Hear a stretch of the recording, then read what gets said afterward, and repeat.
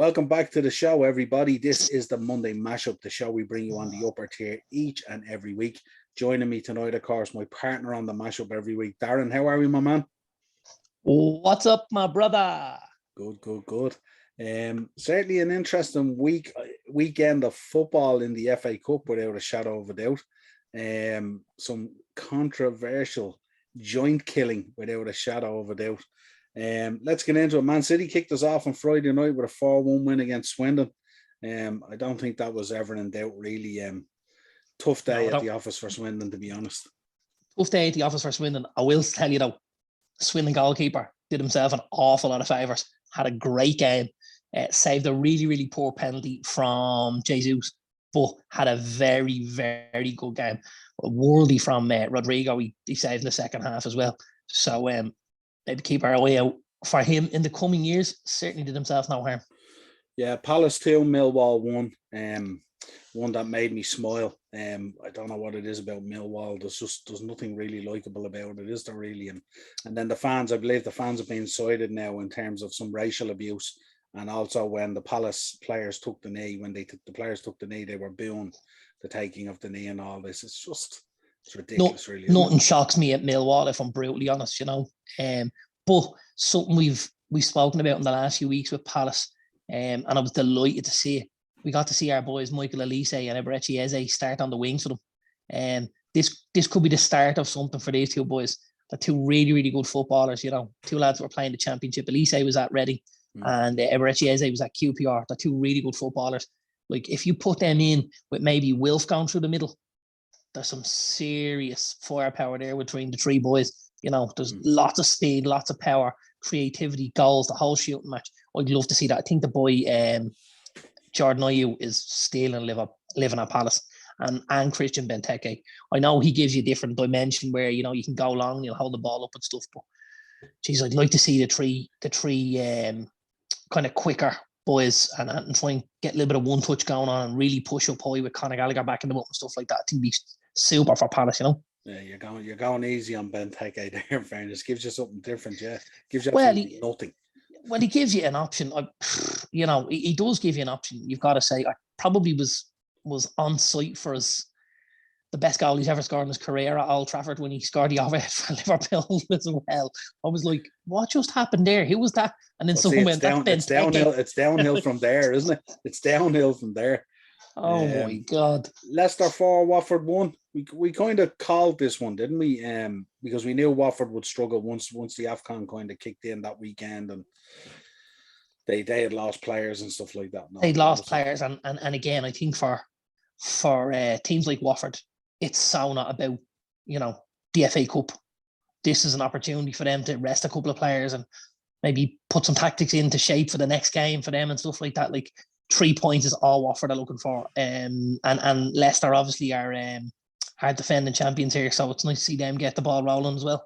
Yeah. Next up, we've seen the richest club in the world got knocked out by a rowing club. 1-0. Yeah, it's a big result. Really is a big result. Big shout out to me mate Dylan McNulty. Dylan is a good friend of mine, and Dylan was over at Cambridge for a couple of years. He's a goalkeeper. He plays for Malahide United now for the first team out there. But so I know he was delighted at the weekend. Really was. But yeah, like they went. We spoke about this, didn't we? We spoke about this on Beat the Bookie. I did think this was going to be a lot closer than the -2 you had Newcastle at. I couldn't believe it. I couldn't believe how poor Newcastle were. Newcastle's biggest problem is going to be scoring enough goals to stay in this league. They will tighten things up and shore things up slightly at the back. But from a goal scoring point of view, when you take out the likes of Callum Wilson, who is their talisman, he is their, he's their goal scorer. When you take him out of the equation, you're kind of looking around going, is anyone else here going to do something? And it's looking like a serious injury now. He ain't going to be back. It's looking like, yeah, they're in for all sorts of strikers at the minute, aren't they? There's 5 or 6 names on the table, and we'll probably have a little chat about that on our transfer show this week. Yeah. But this is tough times for Newcastle. Some would say they're probably in for 11 players based on that performance. Well, I think there's a couple of guys maybe, reasonable performances in, but on the whole, you know. I wasn't happy with them walking off and not acknowledging the fans. I thought that was in bad taste. I know they were disappointed as well on the day. And I know the owners ended up in the locker room afterwards. Well, we're football men, you know, like we love football. It's not, yeah, you love your club and I love my club, but we do love football in general.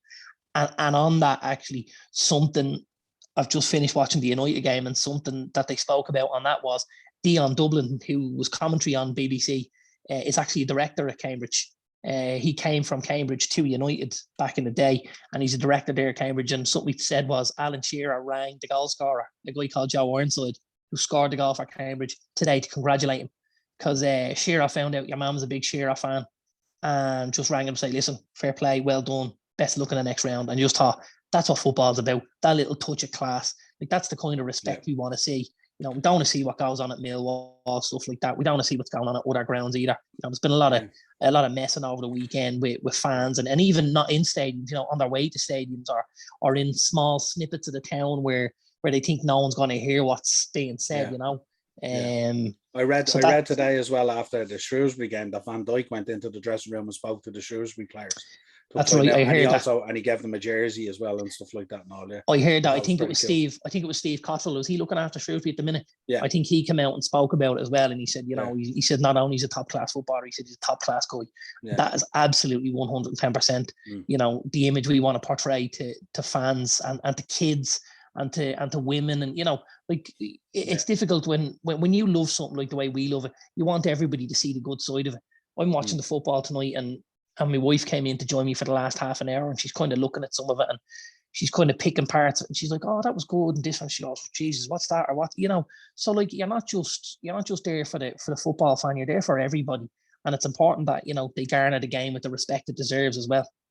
Yeah, I think for 90 minutes there's no harm being in the battle and being in the war. But I think once the 90 minutes is done, the whistle blows, it's time to kind of decompress a little bit and see things for what they are. You know, and especially with the romance of the cup, where like you can be playing against all sorts of teams or any sort of team at all. It's really, really important, if you're a Premier League side, that you're representing the Premier League and you do yourself justice in terms of the professionalism afterwards and the you know, the love and respect that you show these other clubs, like the likes of Cambridge and Shrewsbury. You know what I mean? I think that's really, really important. Absolutely. Yeah. Brentford 4, Port Vale 1. Yeah, good win for Brentford. The boy Brian Mbeumo back from I'm not sure whether it was injury or COVID. I think it might have been injury, but back to goal scoring ways and got a hat trick at the weekend. It was a good win for Brentford, you know. Yeah, it gives them a good lift going into a couple of interesting games at the weekend. It does. West Brom 1, Brighton 2. Our boy Maupay again with the late show again. Not quite as late as normal, but in extra time. Yeah, it really was. And you know, that's probably one of the things I like most about Graham Potter and his team. You know, they kicked the door down at Stamford Bridge a couple of weeks ago, and they just couldn't quite do what they wanted to do. Yeah, they were just missing. They were just missing. They just kept going and kept going and kept going. And all of a sudden a ball breaks. Boom, it's in the back of the net. And they've got a little bit of the reward they deserved. I fully believe they deserve to beat Chelsea that night, by the way. And I've spoken to a lot of Chelsea fans who say the same thing. Yeah. So, you know, I'm not going in on Chelsea with that. But I just think it's great when you see teams working their socks off and they do get these rewards. And it's building a team like Brighton up.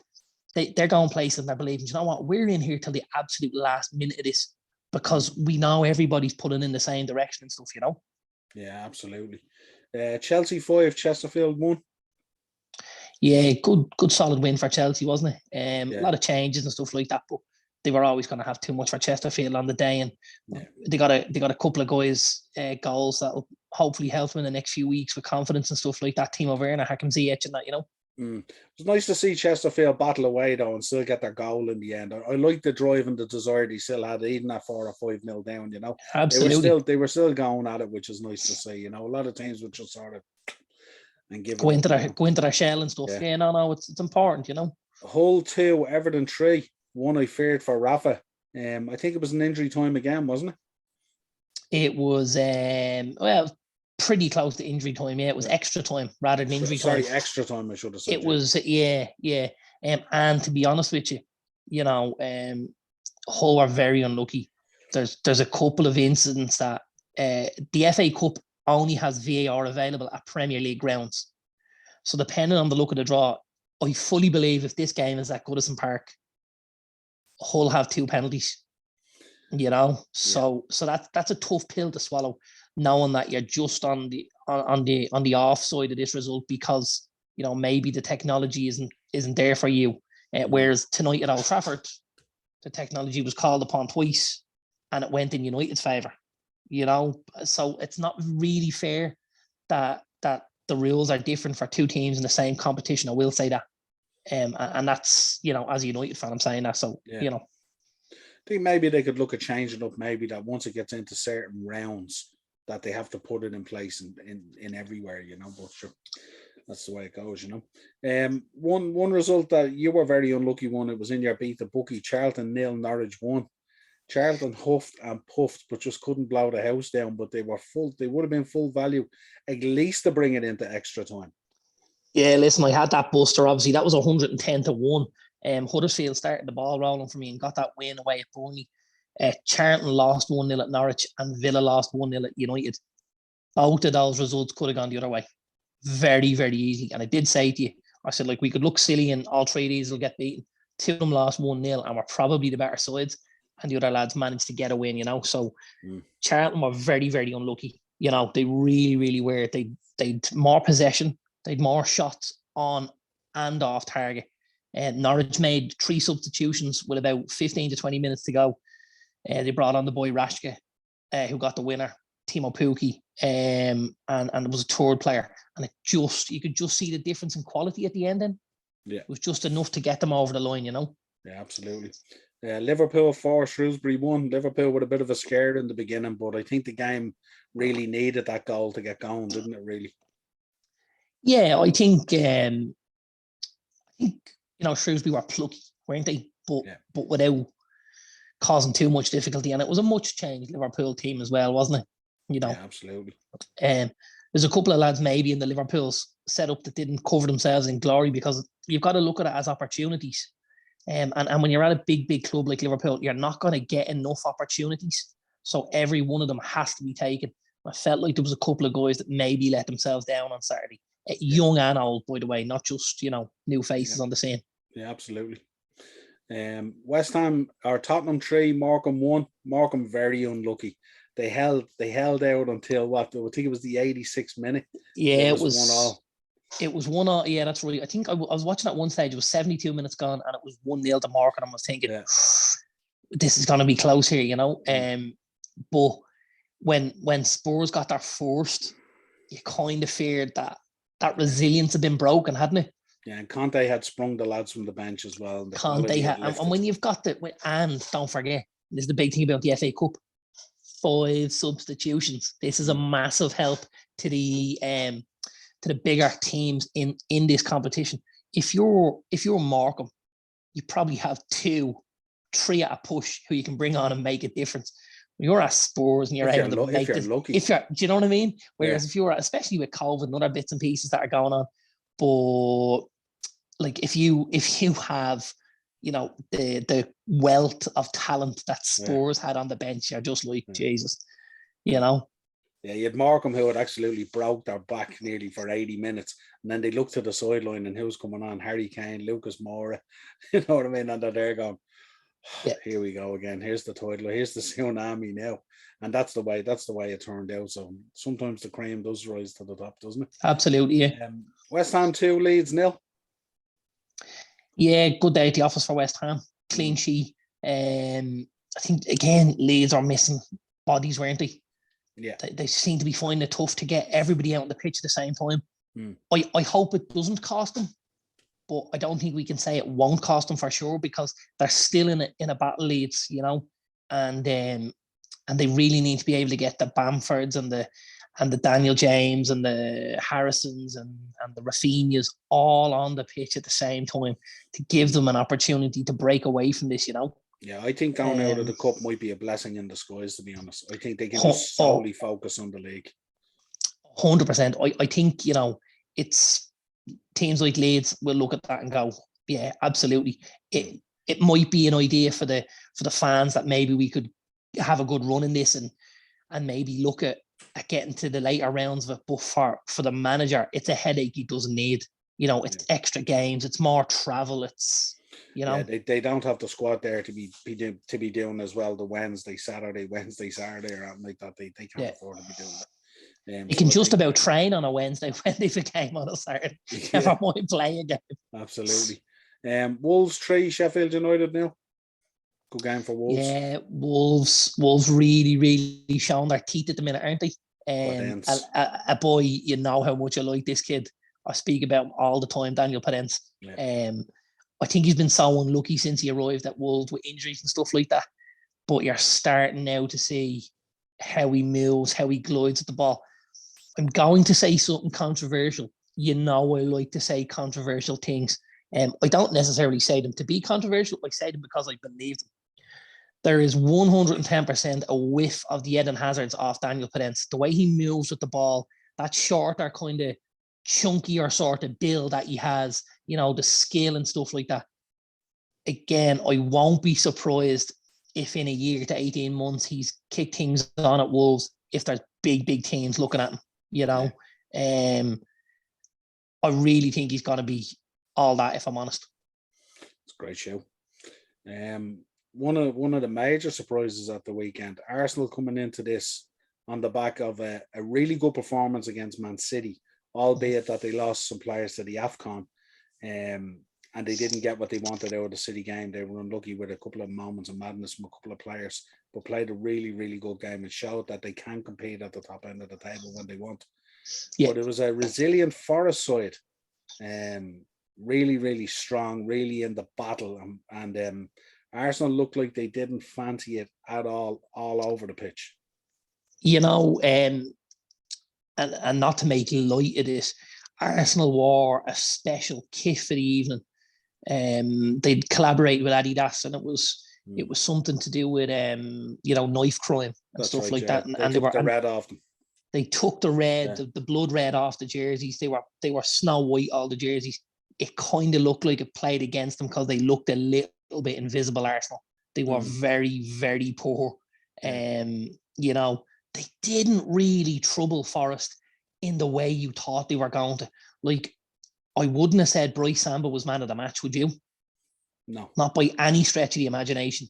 He made a couple of stops, as you would expect your goalkeeper to do, but he certainly wasn't what This was one I was excited for. I thought this was going to be a proper old school English cup tie. Absolutely. And it kind of fizzled out to that one moment. They do have a bit of form for this, though. The last time they met in the FA Cup, I think it was 4 or 5 years ago, and Forest beat them 4-2 at the county ground again. So, Arsenal might have been looking in the rearview mirror and thinking, these guys have done this to us again. This is a bit of a banana skin. It was a 1-0 after that as well, wasn't there, as far as I know? I don't think so. I think the last one was 4-2 in the City ground. Oh, was it?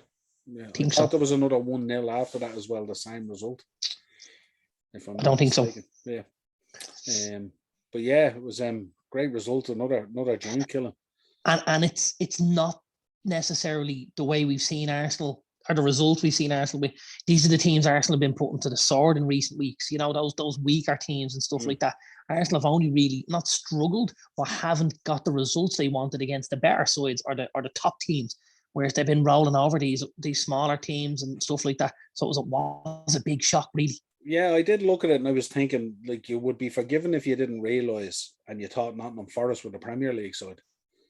Yeah, they play, and that's Forest. Not, Forest aren't in amazing shape in this championship. They're in the bottom half of the 24 team league, so they're 13th or after.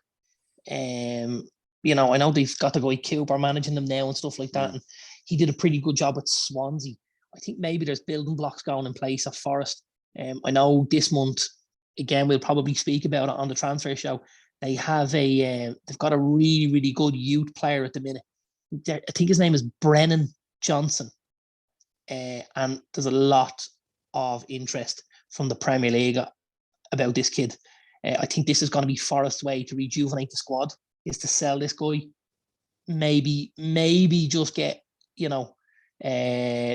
10 million plus from, and maybe buy a couple of players and try and rejuvenate themselves into a promotion push. Yeah, absolutely. Really good player. Swansea 2, Southampton 3. Southampton having to dig in after going down to 10 men. Yeah, it was scruffy, wasn't it? Yeah, it was really scruffy. We kind of thought that was going to be it could be a little bit of a tight game, didn't we? Ralph obviously did enough to just get them over the line. That kind of resilient Southampton without being flashy. We've said that, when I get a lot of their good performances come against the better sides, but they did enough to dig this out at the weekend. I think Ralph would have been a happy boy to get out there, Yeah, absolutely. And then we round out them with United 1, Aston Villa 0. Yeah, we obviously spoke before the game, and I was relatively happy with the starting 11. I know there's a lot of United fans weren't, but I saw something that I haven't seen in a while, which was a little bit of energy. I saw, from looking at it, I thought, all right, there's a bit about this. We know McTominay and Fred bring energy. You'd Bruno and Cavani who press quite well, the two lads, and then you'd the width from Greenwood and Rashford. Rashford started off quite well in the first half. Chopped inside a couple of times, got shots off and stuff like that. It was reasonably dangerous. I think United played with an awful lot of width, which we haven't seen in a long time. From an offensive point of view, that meant we were able to create a little bit. But from a defensive point of view, because we were stretched so wide, Villa literally came straight down the middle of the pitch, and they controlled that area of the pitch. It was not a strange tactic, but it was a little it was a risky tactic, let's say, to give them so many opportunities straight through the middle of the pitch. But I suppose he wanted to try and use width. Second half, Villa were unlucky. A couple of VAR decisions. I think the first one is a subjective one. You're going to have some people tell you it was a free, and some people are going to say it's not a free. For me, again, United fan or not, it's a free. Konsa is being marked by Cavani. As the ball is played, Cavani's going back into the area, and the boy Jacob Ramsey just body checks him. So, which means Konsa's on the back stick. He's unmarked on his own, heads the ball across goal, and Watkins goes to play it and misses it, and he knocks it in off his toe. It's a scruffy goal. But I mean, I personally would question whether the ball gets to the goal if Cavani can go and make the challenge with Konsa. We won't know. But I think the evidence was there to say there's a chance he wouldn't. So that's probably why Michael Oliver gave it. The second one's just offside, He's a yard offside when the ball is played. There's no arguments about that. He's offside. The lines are there. We can all see it. So you got away with it? We got away with it a little bit. Second half, we weren't great. Dion Dublin named Scott McTominay man of the match. I can only imagine it was for the goal. Not that he had a poor game, but obviously, he got the winning goal very early on in the game. I have to say, I thought Rafael Varane was very, very good. That's who I'd have given my man of the match to. He played alongside Victor Lindelof. I don't think Victor had a great game. He had a couple of instances where caused himself trouble with, ball come over his head, and he was in two minds whether to let it bounce or not. And he tried to take it down, and he shinned it in between himself and David De Gea. Ollie Watkins got onto the ball, checked back inside, and was about 8 yards out, and on his right foot blazed one off the crossbar. Very, very unlucky. But I thought Varane was very, very good, I must say. And I thought Fred was good again this evening. I'm a big fan of his. It was a good assist for the goal. But just the energy he brings, and he's just constantly busy. Yes, he's not the best footballer in the world. We're not arguing that. But I don't want 11 guys that are the best footballers in the world with shit work rates. I want a couple of guys in there who are going to dig in and scratch and claw and fight for every ball. And if you're a football fan and you can see that that's what Fred does, start watching volleyball, because you don't know what you're talking about. Yeah, good show. We covered the draw yesterday. If you want to check it out, our episode is up there on the network. Myself and Dane covered the 4th round draw. But we just get your thoughts on United versus Middlesbrough. That obviously hadn't been resolved at that stage. Yeah, listen, it's a banana skin. But I think after getting through tonight, I think fans will be a little bit happier that we can maybe push on in this. Listen, it's draw dependent, isn't it? You catch Liverpool, City, or Chelsea, and you're in for a really tough day at the office.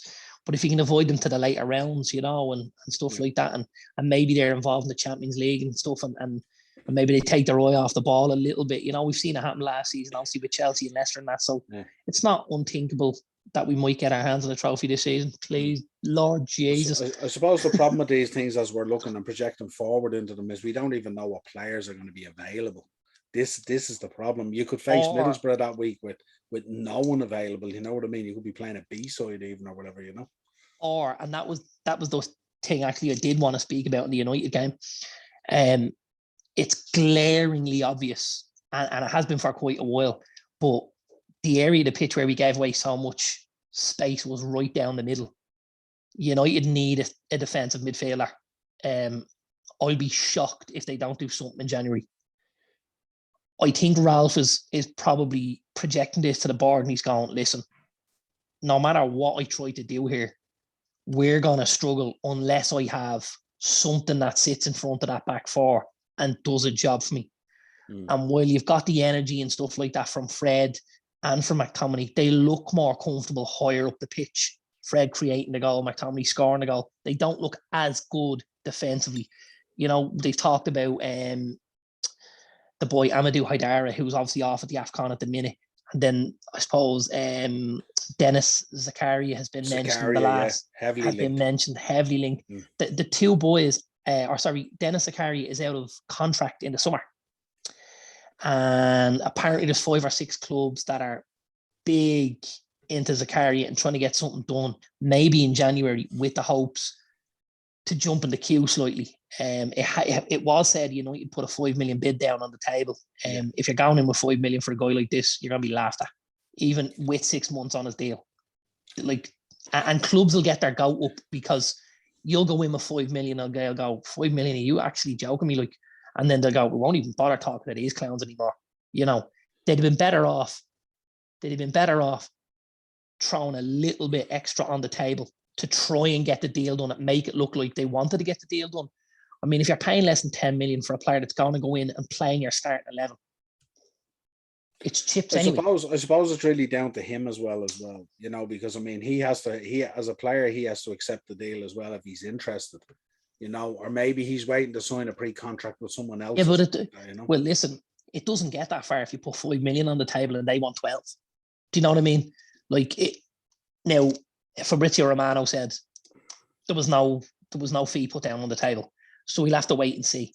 But if you're going in with a derisory offer like that for a very, very good footballer, and this guy's been spoken about for the last 2 years and linked with all sorts of Premier League clubs, Arsenal, Liverpool, United, don't go in. And I'm glad it was blown out of the water and they kind of said, listen, it's not true. But I don't like the idea of them going in and making a fool of themselves at it, in a negotiation situation. If they want the player and if they feel like he's a good enough player and he's going to be a good fit in their side, at 10 million, it's a bargain. We're screaming for defensive midfielder, absolutely screaming. And if Ralph Rangnick thinks this is going to plug the hole in front of our back four, give him 10, give him 12, 15, whatever it is. It's been proved at Liverpool, at City, when there was glaringly obvious issues and managers were given the money to go off and plug it. And maybe, with the Alisson, with the Van Dijk, you've got to obviously trust the manager, and maybe that's where the issue lies with Rangnick. Maybe they don't see that. And this has been an issue with United now, I would imagine, for 4 transfer windows at this stage, and hasn't been fixed. 3 to 4 transfer windows at this stage and hasn't been fixed. Yeah. It's about time they ponied up and sorted it. Absolutely. Well, I mean, if he was a winger, they'd have bought him twice by now. Yeah. Know. Or maybe you need another forward. Listen, we absolutely need another forward. Yeah. But we made the change. Cavani came off, Ronaldo wasn't in the squad. Who's your other forward? We don't have a striker. And that's probably going to be looked at in the summer, I'd say, maybe with Julian Alvarez or something akin to that. But do you know what the secret is now? most of the successful teams now don't play with strikers. Well, I there's maybe two that are getting away with that at the minute, but most other teams have a striker in there. Getting away is a stretch now. I wouldn't say getting away. I want to get your thoughts on that anyway, because we had done the 4th round episode there. It's up on the network for anyone who wants to view it. Let's get into some of the hot topics this week. There seems to be leaks coming out or information coming out of the club that there seems to be tension, I would call it, between club captain Harry Maguire and Ronaldo. Some of it is in terms of performance, some of it is in terms of, I think Harry at the moment in the last couple of days has been trying to stamp his authority and show that he has a little bit of captaincy in him. But I don't think it the suit fits. Would be my judgment on it. What you thinking on it? I think it's a really, really tough sell.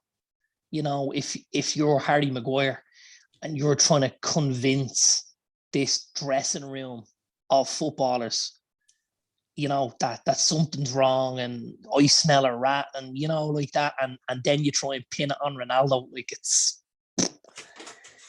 going to be a tough sell, isn't it, really?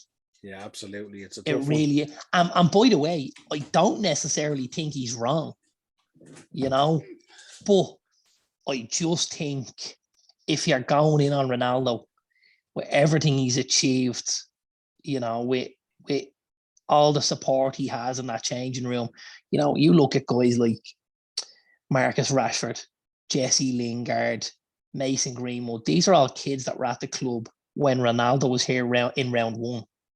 So these are kids that have been little fanboys and have been like, oh, Ronaldo. And now all of a sudden you've got big Harry. All right. Yeah. And Harry's saying, hey, see this guy? He's a fucking shithead. Yeah. Yeah. Like, yeah. I think that's the kind of battle that what happens is you're running down the hill. It's like Braveheart or William Wallace. You're running down that hill and all of a sudden you turn around and the troops aren't with you. Yeah, you're on your own. Oh, absolutely. You're paddling your own canoe there. Again, I don't necessarily think he's wrong, but I think I don't think he has the stature to win that war. I'm not disagreeing 1 minute. Everyone knows my thoughts on Ronaldo on this show. I've made it very clear from day one that was not the thing to do. Yeah. And I'm just putting it out there. I don't necessarily think he's wrong, but I think it's a really rookie move to go in on a guy like Ronaldo with the kind of support he garner in the dressing room. Now, what I do think might happen is, I do think over time, Maguire, if this is what he's done, might be proved right, and it might be a little feather on his cap, because in the end, the lads might go, geez, Harry was right. I think now they're probably going, oh no, it's Ronaldo, But I think maybe 12 months, maybe 18 months down the line, the lads might go, he was right. We were carrying that bloke. Do you know when I read this today, do you know what my thinking was? Go on. This might be Maguire's plan for getting out. Well, I will. The only thing I will say is, I watched this earlier. Obviously, the United game. Lindelof didn't have a great game. But I still fancied Lindelof and Varane and Jones and Varane more than I fancied Maguire and Varane. Yeah, I was listening to a podcast today, one of the fan podcasts today, one of the United ones, and they were saying that like he's kind of nearly become 5th choice, but because of his transfer fee and because of the captaincy, United have backed themselves into a corner, and they kind of have to pick him and play him. But absolutely, in reality, if you look at performance, probably the best performance by a defender this season has been Jones probably last week. And when you're seeing him walking off the pitch there, I don't know if you've seen the video of nearly in tears at the fans cheering him down before he went down the tunnel. And he touched the bag it showed how much momentum he was welling up. Well, I mean, don't forget, like it was 706 days since his last United performance. That's just a couple of weeks under 2 full years. I don't care who you are, and I don't care how much you're getting paid. If you're getting paid that kind of money and you're not getting the platform to go and do what you're getting paid for, it hurts. And you're It also getting, for 2 absolutely years, you're hurts. getting that wave of heat off social media as well, where they're Right. tapping you up all the time. And they're absolutely slaughtering, Going you know, in and- get rid of Phil Jones. He's done this, and you're going, the bloke hasn't played in 2 years. What are we going in on Phil Jones for? There's an awful lot of guys play week to week there who we could be going in on a lot quicker than Phil Jones, you know? I just thought when I seen that video, I thought the dynamic between that video of a guy who most in the fan base would have thought who didn't give a crap and he was there to pick up a paycheck actually showed that he went there, put on a performance, and we can argue back and forward about the header. We did it last week, but he actually went out and put on a performance, and while walking off, he showed how much it meant to him. You know what I mean? As opposed to 2 weeks before that, they all stuck their thumb in their mouth and they walked down the tunnel and didn't even acknowledge the fans. And which kind of bloke do you want? Because I know what kind of bloke I want. And this is why I've all along I've beaten on the drum and I've all along said, you know what, give me Fred all day long. For his limitations as a footballer, he makes up with it with effort and endeavour and passion. And at times you have to have that. You know, you don't win league titles with 25 superstars. That, you know, that's probably when you're going to have your biggest issues, because 25 superstars is going to cause you an awful lot of headaches. Like Sir Alex Ferguson won league titles with Luke Chadwick, Darren Fletcher, Wes Brown, Ji-Sung Park, John O'Shea, you know, all guys who were workhorses, not guys that were the first name on the team sheet, not guys that were lighting it up with goals and assists and performances and, you know, David May, Henning Berg. Think of all these guys. They were guys that would give you everything out there in a game. They weren't the big names. They weren't the superstars. And your squad always has those kind of guys in it. You know, you've got them at Liverpool, you know. You've got them at Liverpool. You've got them at City to a lesser degree, but you have them, you know. Absolutely. A man I wanted to bring up who's, I know you're a big fan of, Tino Livramento. He's after picking up a bad old injury now. Looks like he could be out for a lengthy spell. Hang on now, I just let the mascot out the door here. Pops boy when we're doing the Monday mashup to say hello, and then he wants to pop back out. Go boycott it. Go boycott it. Yeah, but I know he's a player we're very fond of here on the podcast. We mention him literally weekly, insofar as how well he's done for Southampton and gone in there. And actually, you know what? I actually saw an interview with him about 10 days ago on Sky Sports. It's a great interview. He's a real character, this kid, as well as being a good footballer. Because obviously the first thing you hear is Tino Livramento, and you think little bit foreign going on there, something foreign going on there, you know. And this kid's a real London geezer. You know, and he's got the accent and he's got all the traits and stuff. And I just thought he was brilliant to listen to. And they spoke to him about, you must be pinching yourself, you know. And he goes, he said, but you've got to keep your head down and keep open. He says, you don't know when there's an injury around the corner. That's 10 days ago. Boom. Hits you like the Amtrak. And you're gonzo. And not great for Ralph either. Ralph would be so not great for Ralph. He was a stalwart from. He was. Now I think he's lucky enough that he has the other boy Walker Peters, isn't he? Yeah. That might deputise in there and play at that side, and he'll probably play the boy Perot on the other side. But like, he's been one of the top players at Southampton all season. He really has. I'll be shocked if he doesn't come back to Chelsea and get a look in next season, as maybe understudy to Reece James. Yeah, absolutely.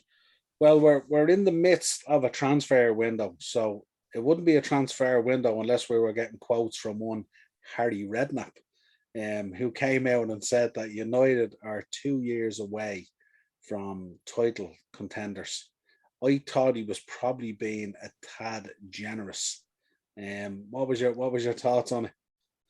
Hello, Captain. Obvious your train has arrived on platform 14. Listen, Harry, great crack. We love him. Absolutely love him. I don't know if you've ever listened to Harry telling a story or two. You could just listen to him all day. But I mean, even at 2 years, he's being nice, isn't he? Let's be honest here. Yeah. If I thought in 2 years' time, the Man United that I watched tonight will be in the shake-up for a league title, somebody's getting a Golden Globe somewhere. Something's definitely happened either at Chelsea, Liverpool, or Man City that will make Tino Livramento's injury seem minuscule Jesus compared Christ, to this. man. There'd be some 100%. serious collapse. Pep, Klopp, and Tuchel would have to have left the league and went back and robbed all their players and brought them to wherever they end up. And we'd have Claudio Ranieri, Sean Dyche, and Marcelo Bielsa looking after the three clubs, obviously. Yeah. Just to put the final nails in their coffin. Can you imagine? Something I wanted to bring up, and we spoke about it earlier. Shrewsbury fans, there was talk that there was some unsavoury stuff going on in the city before the game, chants relating to Hillsborough, which I think is in very bad taste. Also, there was a bit of shithousery as well during the game. I mean, when they scored the goal, the El Ronaldo celebration, your man did. I've no problem with the Ronaldo thing. Yeah. I've no problem with that at all. But I mean, I certainly saw the video of what went on before the game, and I don't know. I don't care what sport it is that you're affiliated to, but if you're going to go in on a club or on an opponent, when you're talking about a tragedy like that, when you're talking about, how many people lost their lives, you're a sick puppy. You really, really are. You've no respect for yourself. You've no respect for your club. You've no respect for your opponent. You don't belong in sport. No respect really for the sport. Full stop. No, you don't. I also thought it was hilarious as well. A 4-1 down.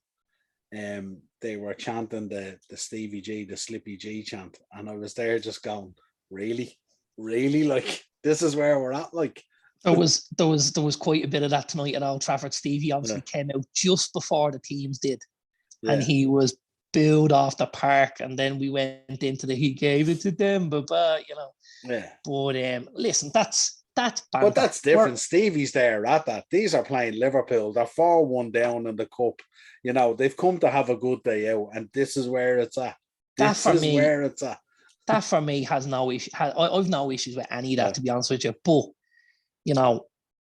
when any sort of football fan starts going in on Liverpool, over Hillsborough or United over the Munich, you're an absolute degenerate. And I would be I'm a football fan. I love Man United, and Liverpool are one of our biggest rivals. But if I don't respect Liverpool and everything about Liverpool, I'm missing part of it. Do you know what I mean? I don't see where the hatred and stuff is. I'm a season ticket holder. A couple of years ago, I was at a Liverpool United game, and Liverpool absolutely walloped us. I'm gonna, sorry, that's happened more than once, by the way, because obviously they walloped us this year as well. But they walloped us, and I had Andrew with me. Now he's 14 now. We're probably talking maybe 6 years ago. And they had the police were segregating two sets of fans using the horses, which is what they usually would do. And there was just a break in the horses, and there was two Liverpool fans standing in front of me, and I was there with the young fella. And the two boys just looked at me, and obviously tensions are extremely high after a game like that and stuff like that. And I just put my hand out and I said, "Fair play, lads, you were great today." And your man looked at me as if, "Is this a fucking zombie or what? What the fuck is going on here?" But you had to beat us in our backyard, but you beat us fair and square. This is how sport works. And this is why we love it and why we enjoy it. We don't love it and enjoy it because of the dark side of it, because of what goes on, And you could see the female copper on the horseback just kind of stood and looked, and she was even scratching her head, going, "What's going on here?" And I was like, they were better than we were. What are we giving out for? The United fans were looking at me going, "Is this fella all right?" But that's football. You win some, you lose some. Yeah. Some days. Well, the alternative is what you get into a knock and you're there with your 8-year-old son. You don't want to be doing that either. You know what I mean? But that's not even an alternative. They were the better team. That's life, isn't it? Yeah. You win some and you lose some. Yeah. Enjoy our victories and accept your defeats. Yeah, absolutely. One little bit of transfer news coming out. It looks like Villa are going to get that boy Luca Digne, who was supposed to be nailed on for Newcastle. Yes, it does. Well, it's not the only piece of transfer news we have coming out of Aston Villa. Because this is probably going to, I'm giving you some breaking news now here, Niall, yeah? This is probably going to unfold over the next few days. There's reports coming out of Aston Villa, or sorry, I should say out of the Axel Tuanzebe camp, about the treatment he's had while at Villa Park under Steven Gerrard. His father and his agent, Dimitri Tuanzebe, has come out this evening and has questioned Steven Gerrard's behaviour as Aston Villa manager. And that's why it seems Axel left and headed to Napoli on loan. It wasn't necessarily just a lack of game time. There was a few other little things going on. So we might have to keep our eye on that one as well. But the Luca Dean signing for Villa would be serious. This is the Steven Gerrard effect. This is the type of player that Gerrard is able to say, listen, come on over here. We're going to put this together. We're going to play this way. We're going to get to a certain level. Come and join us. I think this is a great signing if Villa can pull it off with Luca Digne. I know they've obviously made the Philippe Coutinho signing. I believe he's finished his medical and he will be registered in time for the league game against United. That's right, yeah. And there's also talk of, the boy Yves Bissouma from Brighton, who we've spoken about at length for the last, 12 to 18 months. And there's also a little bit of a patter around him and possibly a move to Villa Park. So Villa are really, really backing Stevie G here, And did you see the figure for Coutinho today that they're talking about that apparently is in the contract to buy him at the end of the season if it goes well? Was this 30 something? 33 million. Yeah, I saw that. That's unbelievable business, isn't it? When you think about what we got, 146 or something for. That's a serious loss. 110 million. They've dropped a few quid in them there, haven't they? Just one or two.